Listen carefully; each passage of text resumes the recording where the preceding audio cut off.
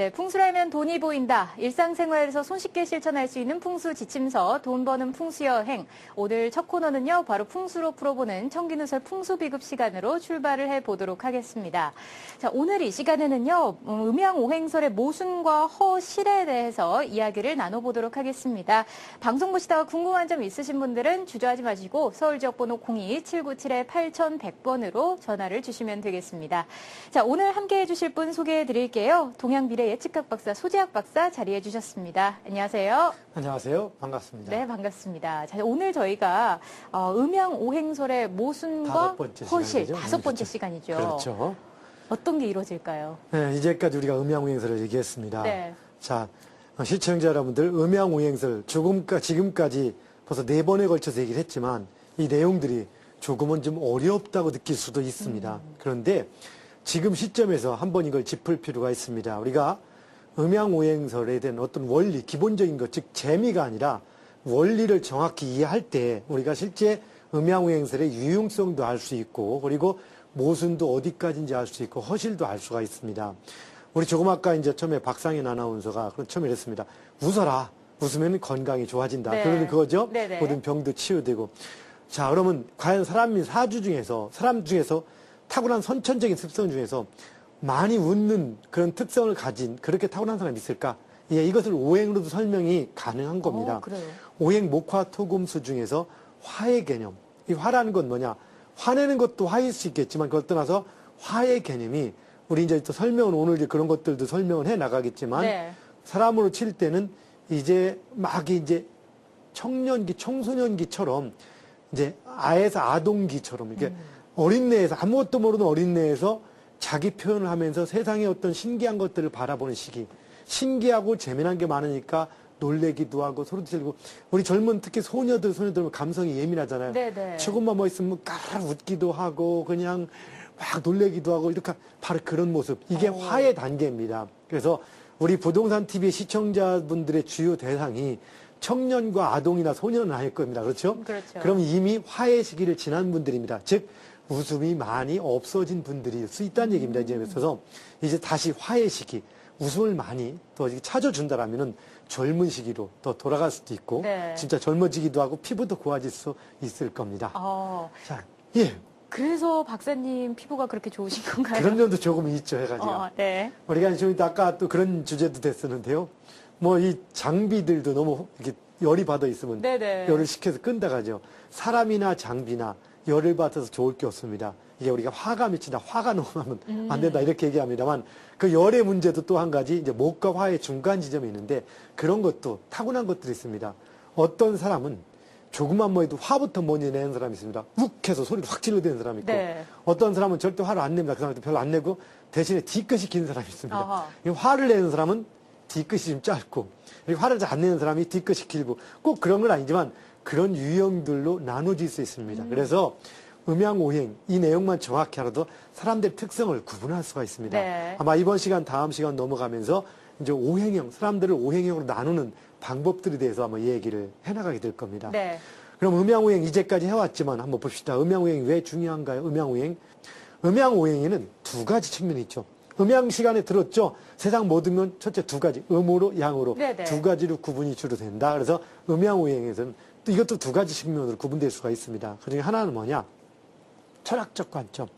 철학적 관점, 바로 이걸 나누면 또 세 가지로 나눈다면 철학적 관점, 문학적 관점, 논리적 관점 이렇게 나눌 수가 있는데 일단 크게 두 가지만 나눕시다. 철학적 관점 속에 뭐 문학적 관점 들어가지만 음양오행은 동양의 모든 역사, 문화 속에 녹아서 문학의 대상이 되고 예술의 대상이 되기도 하고 실제 통치의 도구가 되기도 하고 네. 여러 가지로 쓰여왔습니다.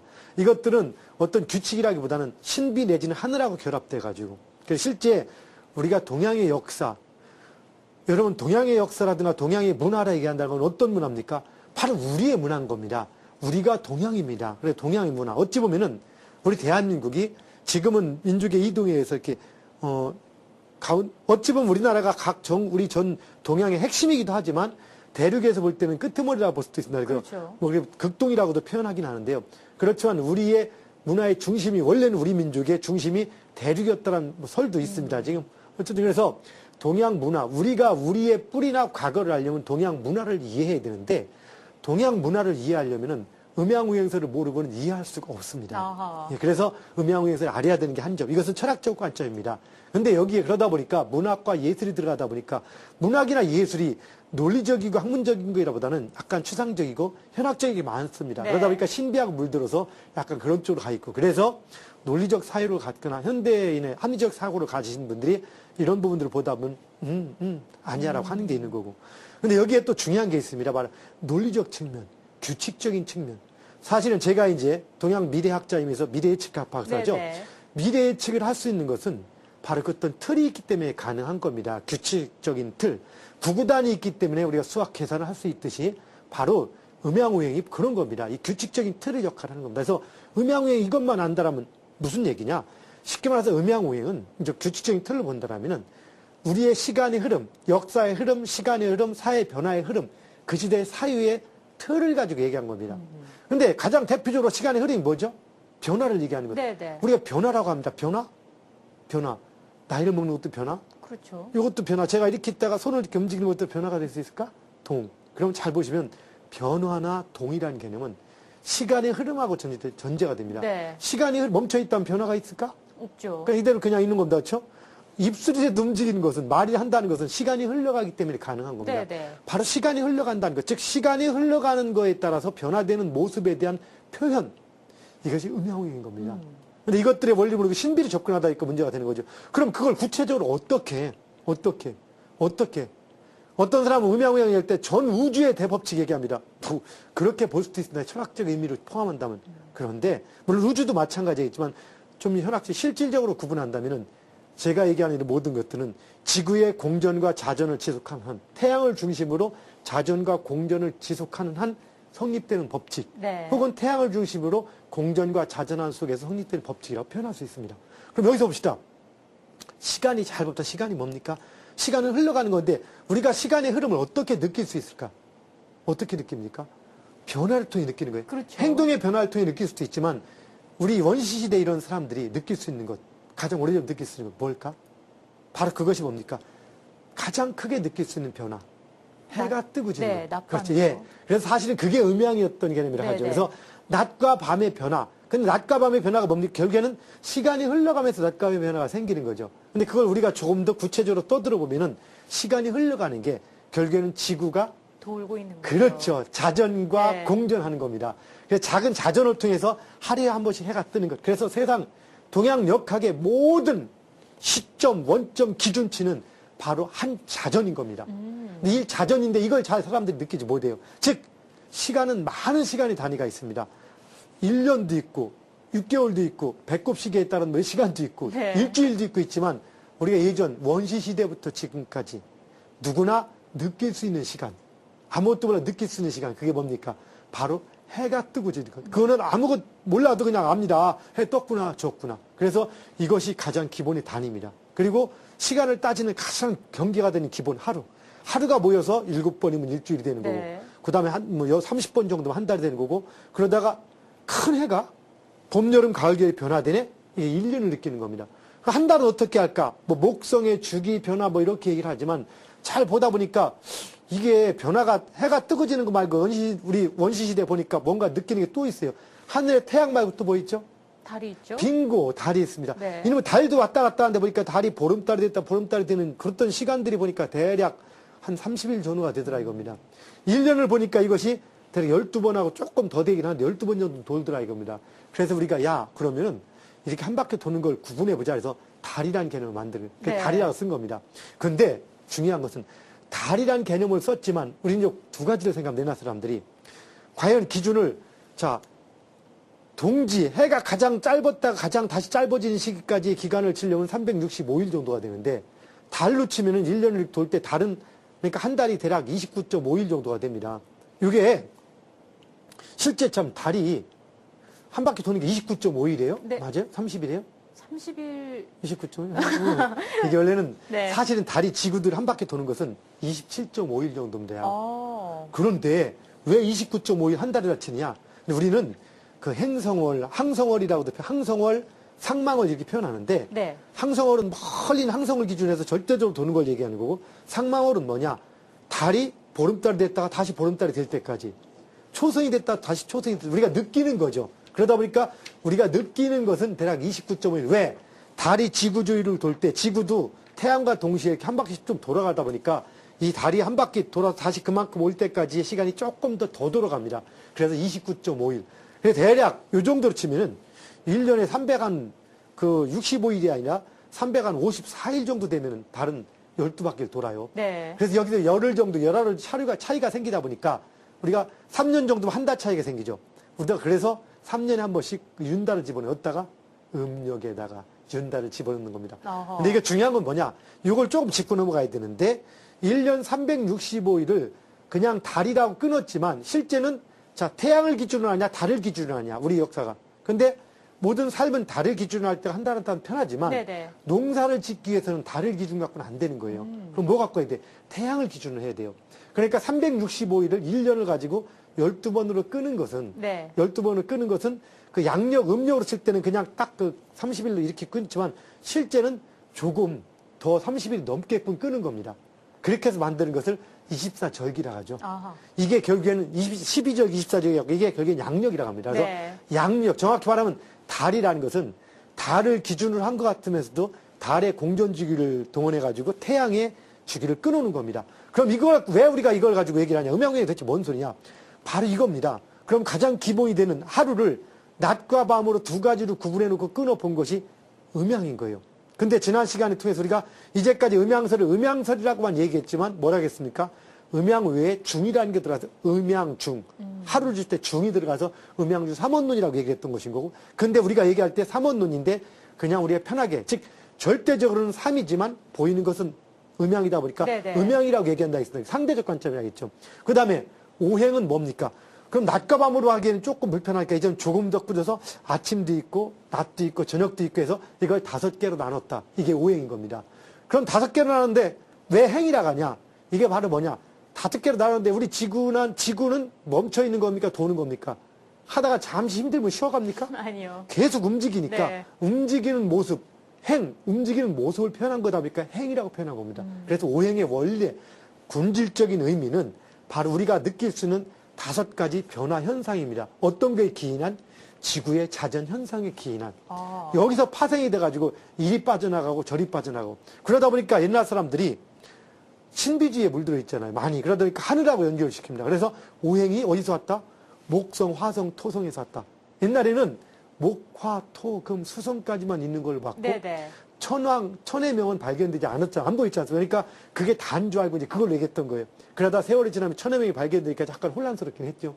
근데 사실은 그렇잖아요. 오행은 항상 얘기하지만 오라는 문제와 행이라는 게 두 가지가 동시에 결합돼야지만 오행을 논할 수 있는데 목화토금수는 목성, 화성, 토성, 금성은 그것이 아니고 5가지만 전제가 되지 행이 되지는 않는 거예요. 어허. 그래서 우리가 오행이 성립되고 나서 모든 것들을 오행으로 접목시켜 설명하는 그런 이제 습관이 생긴 것이 동양이다. 그래서 오색 빛깔 무지개, 뭐 오방색, 무슨 떡, 뭐 이런 모든 것들이 전부 다 오행에서 시작이 된 거죠. 자, 근데 어떻게 오행을 알면은 예측이 가능할까? 이게 중요한 겁니다. 오행이 하루로 칠 수도 있고 1년으로 칠 수도 있는 겁니다. 자, 예를 들어서 목이다. 그럼 하루에 어떻게? 새벽에 열 때 목입니다. 예를 들어서 목이다. 그럼 우리가 자, 새벽 다음에 뭐가 오죠? 아침이 오죠. 아침이죠. 아침 다음에 한낮이 오죠. 이걸 우리는 알기 때문에 어떤 사람이 지금 딱 봤는데 목에 단계에 있다. 그러면 아직 젊은 애구나. 라는 걸 알 수 있는 겁니다. 왜? 이제 목이 시작인 거니까. 어떤 사업을 시작했는데 그 사람 딱 보니까 아직 여기 목에 단계에 있네요. 그럼 이제 아직 열이구나. 이제 시작되나. 정신없이 뻗어가겠구나. 앞으로 잘 나갈 수 있겠네. 라고 느낄 수 있는 겁니다. 네. 근데 어떤 사람이 딱 사업을 봤는데 이제까지 수입니다. 수. 그럼 어떻게 될까? 우리 목화토금수는 끝입니다. 이제 사업은 접어야 되겠구나. 아하. 라는 걸 느낄 수 있는 것이 그래서 하나만 안다면 우리 예측이 가능한 겁니다. 제가 이런 걸 통해서 우리 사회 현상을 예측하고 지난 우리가 구군 석가리듬으로 보는 우리 대한민국 오행 구군 오행 운세할 때 바로 이런 오행을 통해서 얘기했듯이 바로 그래서 오행은 하나만 알게 돼도 그 흐름을 알 수 있는 현상이 들어가는 겁니다. 그런데 이걸 여기에 따른 모순들이 상당히 많다고 얘기했었죠. 그래서 오늘은 이 오행에 따라서 오행의 특성, 그 흐름 이런 것들하고 천간의 문제를 조금 더 짚어 넘어갑니다. 여기 화면을 한번 봅시다. 우리 지난 시간 얘기했던 기억나시죠? 오행은 목, 화, 토, 금, 수. 이 5가지가, 이 목, 화, 토, 금, 수가, 서로 상생을 하고 상극한다고 했습니다. 네. 상생. 그런데 여기서 중요한 것은 바로 오행은 이 5가지가, 5가지 목, 화, 토, 금, 수가 상생하는데 중간에 금이 딴짓하면 된다고 했습니다. 안 됩니다. 안 되죠. 5가지가 동시에 있을 때만 성립되기 상생상극이고 네. 중간에 우리가 하이덴베르기의 부분과 전체란 얘기가 있듯이 만약에 그게 아니고 이 부분을 본다라면 편생이고 전체를 볼 때가 상생이라고 얘기를 했었죠. 자, 여기서 볼 때 목은 뻗어가는 기운, 화는 이렇게 되고 자, 우리가 다시 한번 이걸 다른 기준 한번 봅시다. 이렇게 여기 한번 봅시다. 요 정도로 보면 되겠네요. 요걸 가지고 한번 보시면은 지난 시간에 이 목의 개념, 이 목 보이죠? 목, 화. 그러면 이걸 한번 인생으로 봅시다. 인생으로 놓고 치면은 A가 이제 기준점 출생을 한 겁니다. 네. 이제 애 출생을 해가지고 그럼 이 시기는 어른의 시기입니까? 아이의 시기입니까? 애기의 시기입니까? 애기의 시기죠. 애기의 시기죠. 예. 애기의 시기니까 키가 등치 이런 것들이 많이 크면서 뭘 막 배워갈 때입니다. 네네. 그럼 여기서 한 가지 보니까 애기니까 그 기본의 습성이 상당히 노숙할까 순수할까? 순수하죠. 순수합니다. 네. 그래서 목의 특성은 순수한 겁니다. 순수하니까 생각이 좀 침착할까 덜렁일까? 순수하니까 좀 덜렁이지 덜렁이죠. 않을까요? 그래서 네. 사주의 목의 특성이 강하면은 순수하고 덜렁입니다. 근데 나이가 드는 사람도 목의 특성이 강할 때 순수한 건 좋은데 좀 약간 애매하겠죠? 네네. 바로 이런 겁니다. 그래서 목의 특성이 세상은 어떤 기준의 특성인데 골고루 있어져야 되는데 목의 특성이 너무 사주에 지나치게 강한 사람은 나이가 들어도 철이 없다라고 네. 표현할 수 있는 거고 좌충우들. 그래서 어떤 일 할 때 행동대장. 우선 말보다 행동이 먼저 나온 사람. 무슨 말 하려면 벌써 뛰어나가 있어. 신기한 거 있으면 도저히 못 참아. 호기심 이런 것들이 아. 이런 개념들이 목의 특성입니다. 자, 그다음에 그러면 화의 특성은 뭘까? 목에 비해서 목은 순수하고 지적인 호기심은 아직은 적을 때입니다. 그냥 순수할 때. 예를 들어서 애가 둘이 앉아 있는데 앞에 맛있는 먹을 게 있어. 사탕이 있어. 그럼 애가 옆에 있다. 얘야 사탕 내가 먹어도 될까 하고 물어볼까? 아니면 그냥 가져올까? 가져오죠. 그냥 가져오죠. 네. 근데 이쪽에도 가져오려고 그래. 어떡합니까? 타협을 할까요? 뺏을까? 뺏어요. 말 안 들으면 때리지. 네. 힘 주는 이겨. 그래서 이때의 시대, 이 목의 시대는 힘의 논리입니다. 그러니까 애기가 힘이 없다가 아니라 그 시대는 힘의 논리. 네. 사실은 힘이 있는 겁니다. 왜? 무에서 유기 때문에 우리가 모든 시작은 동적인 겁니다. 그래서 쫙 뻗어가는 힘. 그래서 목의 힘이 강할 때 우리는 파워, 동력, 자동차 스타트 모터 같은 그런 힘이 강하다는 겁니다. 그래서 목 기운이 강할 때는 행동, 뺏어오는 행동으로 먼저 움직이고 그래서 운동할 때 이 목 기운이 강한 사람은 스타트를 잘 합니다. 네. 근데 끝마무리는 어떨까? 조금 약할 수 있는 소질을 가지고 있는 거죠. 바로 이런 것이 바로 목의 특성. 그래서 왜? 근데 이 목이 뭡니까? 뻗어가는 건 처음에 이제 시작이면서 뻗어가는 거니까 뻗어가는 거하고 가장 닮은 자연계. 애기를 얘기할 수도 있지만 애기로 얘기하기는 좀 뭐하니까 나무를 얘기한 거죠. 그래서 뻗어가는 나무 이렇게 얘기했던 거고 그래서 나무를 얘기하다 보니까 이걸 목이라고 쓴 겁니다. 네네. 근데 이게 나무의 모든 모습을 얘기한 게 아니라 뻗어가는 모습을 얘기한 거고 그 다음 화는 뭡니까? 화는 이제 자 목에 있다가 조금 더 큰 단계 사람으로 치면은 이제 막 한 애 걸 뺏어 왔는데 자꾸 뺐다 보니까 엄마한테 맞아 혼나.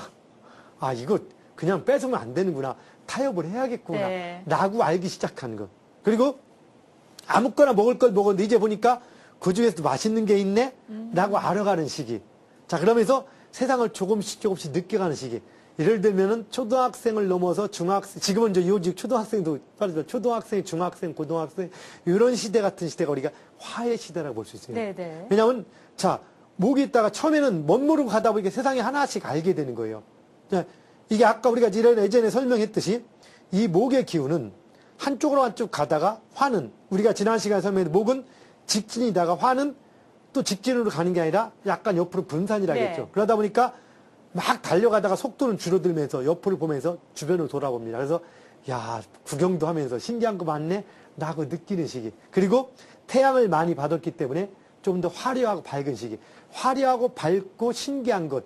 그러면 자 이게 바로 어떤 꿈 많은 소녀시대 같을 때. 그러니까 세상을 바라보는 것이 냉정하고 규칙적일까 아니면 신기하게 바라볼까. 신기하게 바라보죠. 호기심이 많을까 적을까. 네. 호기심이 많고 신기한 것. 그래서 예술, 문학 이런 신기한 걸 꿈꾸는 것, 미래를 꿈꾸는 것, 감수성 이런 것들 다 여기에 해당된다. 네. 문학 소녀. 자 봅시다. 그러면은 신기한 것, 꿈꾸는 것, 미래 이럴 때는 현실 개념일까요? 현실이 아닐까? 아직은 현실이 좀 약해요. 그렇죠. 대신에 뭔가 누군가 얘기해 좀 무조건 받아들여. 솜처럼. 옳고 그름의 기준이 아직은 없죠. 없는 상태. 네. 그래서 우리가 자 신기하고 뭔가 재밌는 걸 추구하는 것. 왜? 우리는 자 살다 보면은 재밌는 걸 추구하다 보니까 문제가 있다는 거 알아요. 맛있다고 계속 먹다 보면 배탈 나죠. 아이스크림 계속 먹으면 배탈 나죠. 근데 이때 어때요? 그냥 계속 먹고 싶고 못 참는 시기들. 뭔가 하고 싶은 걸 못 참고 이상을 꿈꾸는 시기. 바로 연예인들. 우리 방송 같은 거. 네. 이상. 바로 이게 화해의 시기입니다. 꿈 많은 소녀시죠. 자, 이때 어떡합니까? 이러다가 예를 들어서 소녀가 어떻게 하다가 딱 봤는데 우리 박상현 씨를 보는 순간에 소녀라고 볼 때 가슴이 철렁하는 게 갑자기. 보면 막 떨리는 거야. 네네. 침이 마르고 이유를 모르겠어. 그러다 어느 날 순간 손을 마주쳤어. 이렇게 손이 딱 만났는데 전기가 딱 오면서 기절할 정도로. 야, 그러다 정신 차려보니까 이게 뭔가 있다. 네. 자꾸 보고 싶어. 그래, 둘 다 보고 싶은 거야. 그러다 어떻게 우연히 한 번, 두 번 손을 마주 잡고 있어. 너무 좋은 거야. 떨어지고 싶어? 떨어지고 싶어? 아니죠. 아니지. 같이 있고 싶어.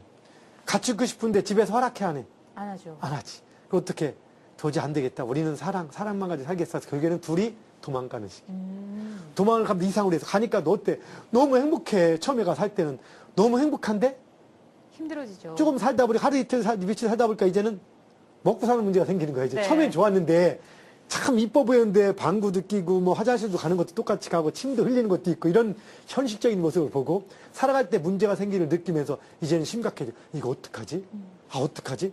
이러면서 이제 이게 현실 맞고 안 된다면서 어떻게 나중에는 집으로 돌아와. 다 팔고 친구한테 돈 빌리고 먹고 살 게 없다 가지고 어떻게 굶어 죽을 수 없으니까 그렇죠. 집으로 돌아와. 집으로 돌아오는 시기가 언제일까? 토의 시기.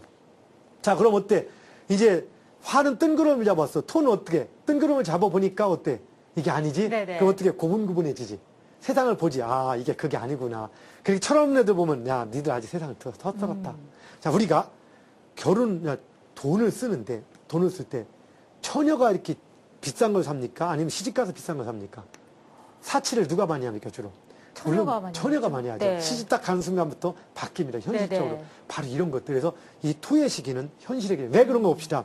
이 목에서 바라볼 때, A 기준점에서 바라볼 때, 목과 화는 이상으로 뻗어가지만 토는 정면으로 보이는 겁니다. 네네. 그래서 이게 정면으로 보이는 현실. 그리고 목과 화의 기운이 이 토를 통해서 이렇게 바뀌어가기 위한 과정. 그래서 토는 이렇게 기운이 바뀌어가는 특성. 네. 인생으로 친다면 여기선 목이 어디입니까?